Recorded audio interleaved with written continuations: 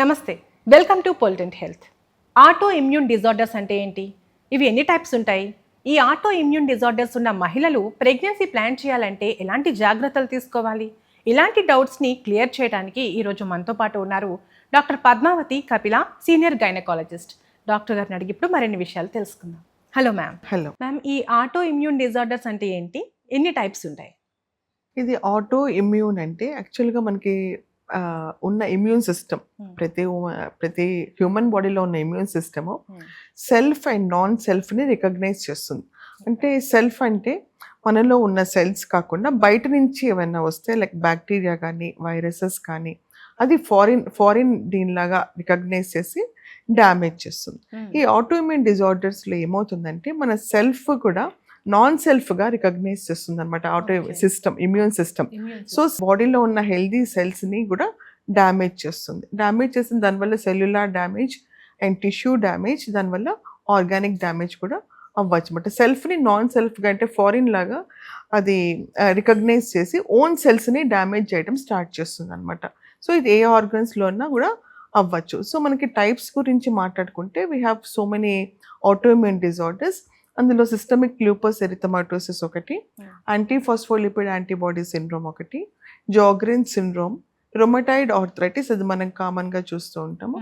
అలానే inflammatory bowel disease, అలానే type 1 diabetes, అలానే ఇవన్నీ కూడా కొన్ని డిజార్డర్స్ మన multiple sclerosis, polymyositis and inflammatory myositis అనమాట, డర్మటోమయోసైటిస్, ఇవన్నీ కూడా ఆటోఇమ్యూన్ డిజార్డర్స్ కింద మనం చెప్పడం జరుగుతుంటుంది. సో ఇందులో ఓన్గా సెల్యులర్ డ్యామేజ్ జరిగి అలానే టిష్యూ డ్యామేజ్, సెల్ అంటే basic unit of the body కదా, ఆ తర్వాత దాని తర్వాత టిష్యూ డ్యామేజ్ జరిగి ఆర్గాన్ డ్యామేజ్ జరగడం వల్ల డిఫరెంట్ సిమ్టమ్స్ అన్నది అపియర్ అవుతూ ఉంటాయి అనమాట. అలానే సపోజ్ మనం ఇందులో కనుక తీసుకుంటే మయోసైటిస్లో కనుక తీసుకుంటే కామన్గా మాట్లాడుకునే డిజార్డర్ అనమాట. బికాస్ సెలబ్రిటీ గారికి కూడా ఈ మధ్య ఇన్వాల్వ్ అయింది కాబట్టి ఈ డిజార్డర్ మయోసైటిస్ గురించి మాట్లాడుకుంటే అందులో మజిల్ వీక్నెస్, మజిల్ స్ట్రెంగ్త్ తగ్గిపోవడం, సివియర్ మజిల్ పెయిన్స్ రావడం, తర్వాత కూర్చున్న చోటు నుంచి లేచేటప్పుడు కొంచెంగా పెయిన్ అనిపించడం, స్టేర్ కేస్ ఎక్కేటప్పుడు సివియర్ పెయిన్ ఫీల్ అవ్వడము, muscle strength. It involves all the muscles of the body అనమాట. రెస్పిరేటరీ మజిల్స్ అనుకోండి, swallowing muscles, pelvic floor muscles, ఇవన్నీ అన్ని మజిల్స్ ఆఫ్ ద బాడీ కూడా ఇన్వాల్వ్మెంట్ ఉండొచ్చు ఇందులో. అంటే పాలిమయోసైటిస్ అంటే whole of the muscles and the body will be involve. డర్మటోమయోసైటిస్ అంటే యూజువల్ స్కిన్లో కూడా లీజన్స్ రావడం, ప్యాప్యూల్స్ లాగా సివియర్ ర్యాషెస్ లాగా రావడం అనేది జరుగుతూ ఉంటుంది అనమాట. ఇదంతా ఎందుకు జరుగుతుందంటే మన ఓన్ ఇమ్యూన్ సిస్టమే మనని ఈ సెల్స్ని అటాక్ చేస్తుంది. మజిల్లో ఉన్న సెల్స్ని కానీ స్కిన్లో ఉన్న సెల్స్ని అటాక్ చేసి డ్యామేజ్ చేయడం ద్వారా కూడా ఇది జరుగుతుంది అనమాట. ఇది ఎక్కువగా మహిళల్లోనే కనిపిస్తుంది. 3 to 5% of the women will suffer with this auto immune disorder. Okay. ఈ ఆటో ఇమ్యూన్ డిజార్డర్స్ ఉన్న మహిళలు ఒకవేళ ప్రెగ్నెన్సీ ప్లాన్ చేసుకోవాలంటే ఎలాంటి జాగ్రత్తలు తీసుకోవాలి? ప్రెగ్నెన్సీ ప్లాన్ చేసుకున్నప్పుడు వాళ్ళు చాలా జాగ్రత్తగా ఉండాలి. ఎందుకంటే ఇప్పుడు ప్రెగ్నెన్సీ ముందర వాళ్ళకి active stage of the disease అయితే ఉండకూడదు. ఎందుకంటే వీళ్ళు యాక్టివ్ కనుక డిసీజ్ కనుక స్టేజ్ ఉన్నప్పుడు ప్రెగ్నెన్సీ ముందర కన్సెప్షన్ అప్పుడు కనుక ఉంటే కనుక వీళ్ళకి కాంప్లికేషన్స్ అంటే మెటర్నల్ కాంప్లికేషన్స్ విపరీతంగా, అంటే ప్రీ ఎక్లాంప్సియా అంటారు కదా, అలానే hypertensive disorders of the pregnancy రావడం కానీ, అలానే liver functions, kidney functions, heart functions, lung functions, ఇవన్నీ కూడా నర్వస్ సిస్టమ్ కూడా ఎఫెక్ట్ అయ్యే ఛాన్సెస్ ఉంటాయి. కాబట్టి ఇవన్నీ కూడా జాగ్రత్తగా మానిటర్ చేసుకుని ప్రెగ్నెన్సీ అన్నది ఈ లివర్ ఫంక్షన్ టెస్ట్లు, మామూలుగా కిడ్నీ ఫంక్షన్ టెస్ట్లు, అలానే మనము ఇతరత్ర కంప్లీట్ బ్లడ్ పిక్చర్, ఇవన్నీ కూడా చూసుకుని తర్వాత యూరిన్ ప్రోటీన్ ఎలా ఉంది, క్వాలిటేటివ్ కానీ క్వాంటిటేటివ్ కానీ ఇవన్నీ కూడా చూసుకుని కూడా ప్రెగ్నెన్సీ ప్లాన్ చేసుకుంటే మంచిది. ఎస్పెషల్లీ ప్రెగ్నెన్సీ ప్లాన్ చేసుకున్నప్పుడు ఈ డిసీజ్ అన్నది యాక్టివ్ స్టేజ్లో ఉన్న మటుకు ఉండకూడదు, రెమిషన్ స్టేజ్లో ఉండాలంటే సైలెంట్గా ఉన్నప్పుడు అట్లీస్ట్ 3 to 6 months ముందర ఇది సైలెంట్గా ఉంటే అప్పుడు కన్సెప్షన్ అనేది ప్లాన్ చేసుకుంటే, ప్రెగ్నెన్సీ అనేది ప్లాన్ చేసుకుంటే తక్కువగా మెటర్నల్ అంటే ఏదన్నా ప్రాబ్లం మదర్కి కానీ బేబీకి కానీ సైడ్ ఎఫెక్ట్స్ కానీ సివియర్ రిస్క్స్ కానీ ఉండకుండా త్రూ అవుట్ ద ప్రెగ్నెన్సీ మంచిగా ఉంటుంది. అలానే ఏదైనా మెడిసిన్స్ కానీ ఎలా వాడాలి అవన్నీ కూడా ప్రెగ్నెన్సీలో స్విచ్ ఓవర్ చేయడం అనేది, అంటే ప్రెగ్నెన్సీ కంపాటబుల్ డ్రగ్స్ అంటే ఏదైతే సేఫ్ ఉన్నాయో ప్రెగ్నెన్సీలో అవన్నీ కూడా స్విచ్ ఓవర్ చేయడం జరుగుతుంది అనమాట. ప్రెగ్నెన్సీ ముందు కొంచెం పవర్ అంటే కొంచెం సివియారిటీ ఎక్కువగా ఉంటే కొంచెం వేరే డ్రగ్స్ వాడినా ఈ డ్రగ్స్ వల్ల ఒక్కొక్కసారి బేబీలో టెరటోజెనిక్ ఎఫెక్ట్స్ కానీ కంజెంటల్ అబ్నార్మాలిటీస్ కానీ ప్రెగ్నెన్సీలో వచ్చే ఛాన్సెస్ ఉంటాయి కాబట్టి ప్రెగ్నెన్సీ కంపాటబుల్ డ్రగ్స్ అనేది ఇవ్వడం జరుగుతూ ఉంటుంది. మెయిన్గా ఈ ఆటో ఇమ్యూన్ డిజార్డర్స్లో మనం ఈ సిమ్టమ్స్ కానీ ఇవన్నీ కూడా సప్రెస్ చేయడానికి స్టీరాయిడ్స్ అనేది యూస్ చేస్తూ ఉంటాం. ఆ స్టీరాయిడ్స్ యూస్లో ప్రెడిన్సిలోన్ అనేది కామన్ స్టీరాయిడ్ అనమాట. అది కొంచెం డోసేజ్ కూడా సివియారిటీ బట్టి ఇవ్వడం జరుగుతుంటుంది. అలానే ప్రెగ్నెన్సీ బట్టి కూడా డోసేజ్ తగ్గించాలి, మాడ్యులేట్ చేయడం, డ్రగ్ మాడ్యులేట్ చేయడం అనేది జరుగుతూ ఉంటుంది for the safe journey of the pregnancy to the mother and the baby అనమాట. ఓకే మ్యామ్, ప్రెగ్నెన్సీ టైంలో ఈ ఆటో ఇమ్యూన్ డిజార్డర్స్ అగ్రివేటివ్ అవుతాయా? యా, అగ్రివేట్ అయ్యే ఛాన్సెస్ మటుకు కొన్ని ఆటో ఇమ్యూన్ డిజార్డర్స్ అగ్రివేట్ అవుతాయి, కొన్ని స్టేబుల్గా ఉంటాయి, కొన్ని ఇంప్రూవ్ కూడా అవుతాయి అనమాట. సపోజ్ మన రొమటైడ్ ఆర్థరైటిస్ కానీ మల్టిపుల్ స్క్లెరోసిస్ కానీ ఈ డిజార్డర్స్ ఇంప్రూవ్ అవుతాయి ప్రెగ్నెన్సీలో అనమాట. ఇమ్యూన్ సిస్టమ్ కొద్దిగా ఇంప్రూవ్ చేస్తుంది వీటిని ప్రెగ్నెన్సీ వల్ల.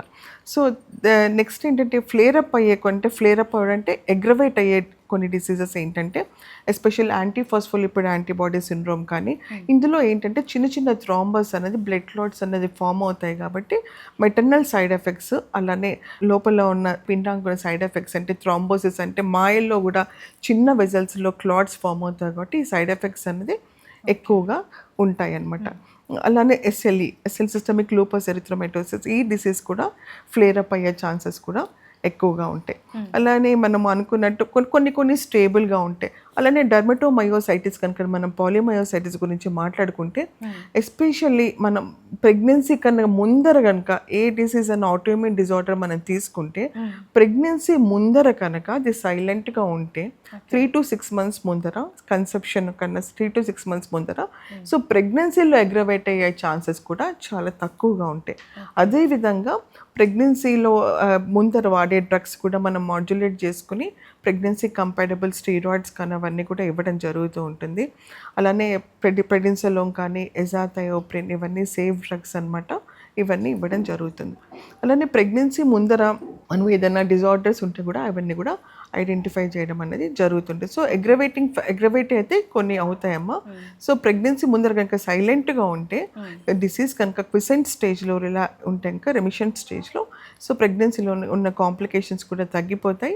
మదర్కి వచ్చే కాంప్లికేషన్స్ లైక్ హైపర్ టెన్షన్ కానీ ఇతరత్ర మజిల్ వీక్నెస్ ఇవన్నీ కూడా తగ్గుముఖం పడతాయి. కాబట్టి ఫీటల్ కాంప్లికేషన్స్ కూడా ప్రెగ్నెన్సీలో మెయిన్గా వచ్చే కాంప్లికేషన్స్ మనం కనుక మెయిన్గా మాట్లాడుకుంటే మిస్క్యారేజెస్ అవ్వడం కానీ, ప్రీటర్మ్ బర్త్ అంటే నెలలు నిండకుండానే ప్రసవం అవ్వడం కానీ ఇవన్నీ కూడా, స్టిల్ బర్త్ కానీ లోపల బిడ్డ లోపలే చనిపోవడం అంటే ఐయుడి అవ్వడం కానీ ఇవన్నీ కూడా మదర్లో ఉన్న రిస్క్ ఫ్యాక్టర్స్. కొంతమందికి ఆటోఇమ్యూన్ డిజార్డర్స్ అయ్యే వాళ్ళకి కేర్ఫుల్గా ఇవన్నీ మదర్లో మానిటర్ చేసుకుంటూ ఉండాలి.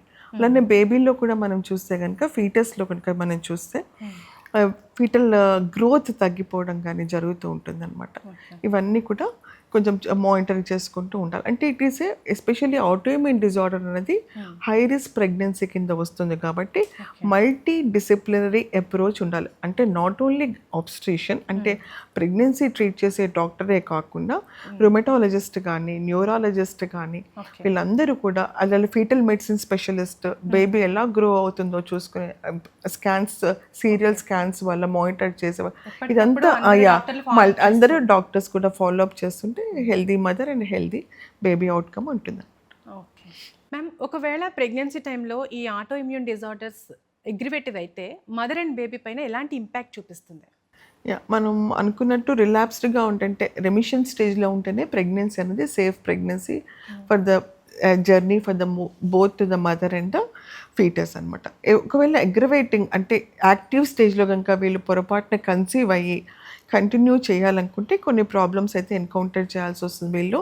ఏది అంటే అందులో ఏంటంటే మనం ప్రెగ్నెన్సీ వచ్చినప్పుడు ఇది ముందైతే ఏదైతే డ్రగ్స్ వాడుతున్నామో అది స్విచ్ ఓవర్ చేస్తూ ప్రెగ్నెన్సీ కంపాటబుల్ డ్రగ్స్ కింద తీసుకోవాలి. అండ్ దానివల్ల side effects on the baby కూడా తగ్గి కంజెంటల్ అబ్నార్మాలిటీస్ అంటే టెరటోజెనిసిటీ ఆఫ్ కొన్ని డ్రగ్స్ వాడడం మూలంగా కొన్ని స్కెల్టల్ అబ్నార్మాలిటీస్ కానీ హార్ట్ డిఫెక్ట్స్ కానీ ఇవన్నీ ఫీటస్లో డెవలప్ అవుతాయి. కాబట్టి ఆ డ్రగ్స్ అన్ని కూడా వాడకుండా వేరే లైక్ మెథోట్రెక్సైడ్ వాడారు. సపోజ్ కొంతమంది ఆటోఇమ్యూన్ డిజార్డర్స్లో మెథోట్రెక్సైడ్ ఇస్తారు.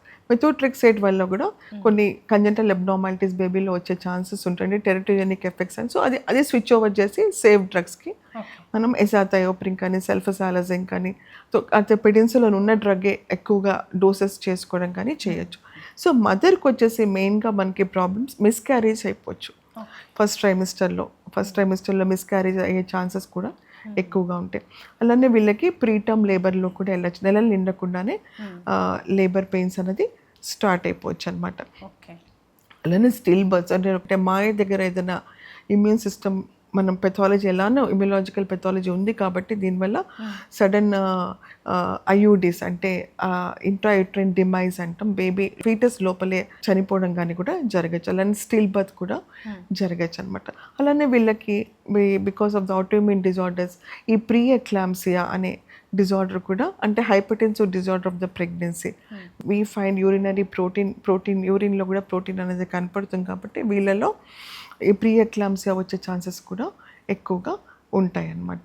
అలానే ఫీటస్ గురించి మనం ఆలోచిస్తే బికాస్ ఇమ్యూలాజికల్లీ ఇవన్నీ కూడా ఫీటస్ మీద ప్రభావం చూపిస్తాయి కాబట్టి ఇవన్నీ కూడా, అలానే మాయలో కూడా కొన్ని ఇమ్యూలాజికల్ రియాక్షన్స్ అంటే సైటోకైన్స్ ద్వారా అవుతాయి కాబట్టి బేబీలో ఏంటంటే బ్లడ్ ఫ్లో బేబీకి మాయ ద్వారా అందే బ్లడ్ ఫ్లో తగ్గిపోయి intra uterine growth retardation restriction అంటారు అనమాట.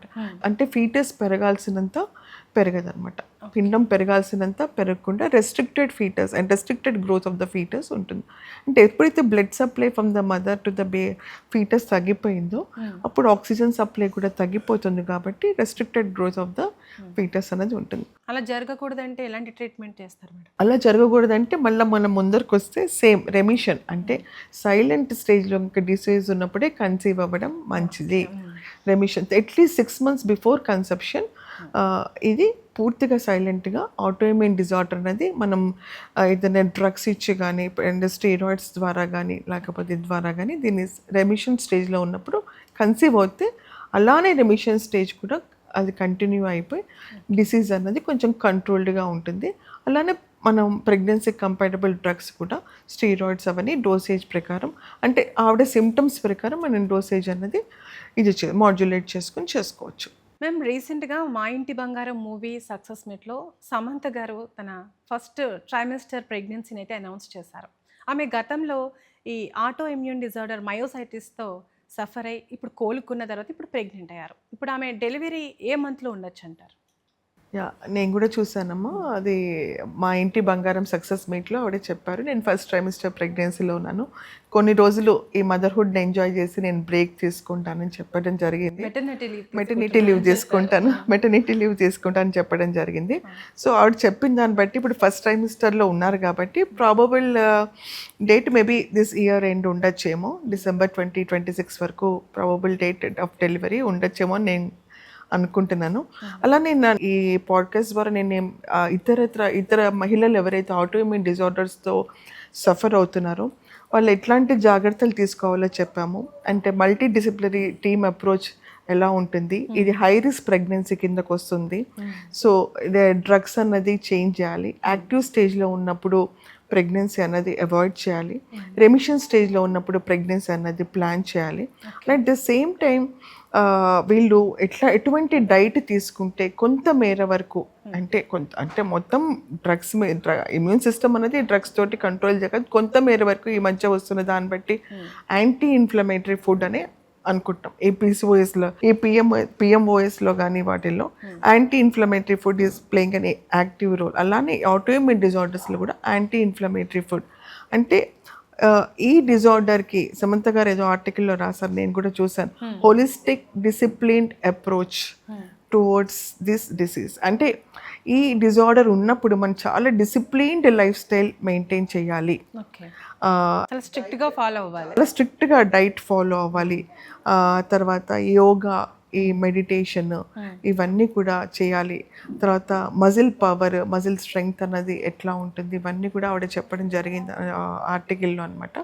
సో ఇట్లా చేయడం బట్టి ఏమవుతుంది అనమాట, యాంటీ ఇన్ఫ్లమేటరీ ఫుడ్ అంటే ఏంటంటే మెయిన్గా దట్ ఇంక్లూడ్స్ ఏంటి, high fibre, high protein, add good amount of healthy fats and less of carbohydrates and omega fatty acids ఇవైతే sunflower seeds, pumpkin seeds, watermelon seeds, flax seeds, ఈ chia seeds ఇవన్నీ తీసుకుంటున్నారు ఈ మధ్య చూస్తున్నాం కదా. సో ఇవన్నీ కూడా omega fatty acids and healthy fats కనుక యాడ్ చేసుకుంటే డెఫినెట్గా అది యాంటీ ఇన్ఫ్లమేటరీ ఫుడ్, అంటే మంచి ప్రభావమే బాడీలో చూపించే అవకాశం ఉంటుంది. అలానే బాడీలో ఉన్న ఇన్ఫ్లమేషన్ ఏదైతే ఆటో ఇమ్యూన్ డిజార్డర్ వల్ల ఇన్ఫ్లమేషన్ ఏదైతే వస్తుందో కొంత మేర వరకు ఈ ఫుడ్ ద్వారా మనం ఈ ఫుడ్ హ్యాబిట్స్ ద్వారా, డైట్ ద్వారా, డిసిప్లిన్ లైఫ్ స్టైల్ ద్వారా, అట్లానే మనం యోగా అండ్ మెడిటేషన్ ప్రాక్టీస్ చేయడం ద్వారా కూడా మనము కొంచెం జాగ్రత్తలు తీసుకోవడం ద్వారా కూడా ఇవన్నీ కూడా కొంచెం అంటే ఇంటెన్సిటీ ఆఫ్ ద డిసీజ్ని మనం తగ్గించవచ్చు. అంటే ఎలాంటి ఫుడ్స్ అవాయిడ్ చేయొచ్చు మేడం? ఫుడ్స్ అవాయిడ్ చేయాల్సిన హై ఫ్యాటీ ఫుడ్స్, మన అన్నట్టు జంక్ ఫుడ్స్, ఇవన్నీ deep fried foods, bakery items, sugary beverages, ఇవన్నీ కూడా ఈ మధ్యకాలంలో చూస్తున్నాం కదా. సో ఇవన్నీ కూడా అవాయిడ్ చేస్తే మంచిది. ఆటో ఇమ్యూన్ డిజార్డర్స్ ఉన్న మహిళలు ప్రెగ్నెన్సీ ఎలా ప్లాన్ చేసుకోవాలి, ప్రెగ్నెన్సీ టైంలో ఎలాంటి జాగ్రత్తలు తీసుకోవాలి, ట్రీట్మెంట్ ఎలా ఉంటుంది అనే విషయాలను చాలా క్లియర్గా ఎక్స్ప్లెయిన్ చేశారు. Thank you ma'am. Thank you.